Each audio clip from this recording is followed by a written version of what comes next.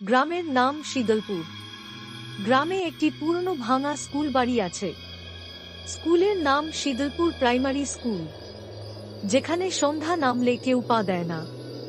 লোকে বলে এক সময় সেই স্কুলে আগুন লেগে কয়েকজন ছাত্রছাত্রী মারা গিয়েছিল।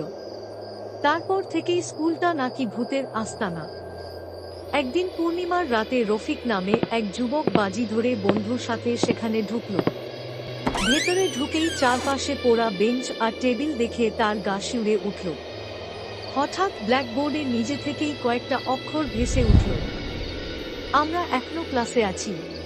হঠাৎ করেই পুরো ঘরে বাচ্চাদের একসাথে হাসির শব্দ গর্জে উঠল। কানে আসতে লাগলো, স্যার আসছেন, সবাই বই খুলো। সে পেছনে তাকাতেই দেখল সারি সারি অদৃশ্য ছাত্রছাত্রী বসে আছে বেঞ্চে, আর একজন পোড়া দেহের শিক্ষক ধীরে ধীরে ব্ল্যাকবোর্ডে লিখছে। রফিক অজ্ঞান হয়ে পড়ে যায়। সকালে গ্রামবাসী তাকে অচেতন অবস্থায় স্কুলের ভেতরে পায়।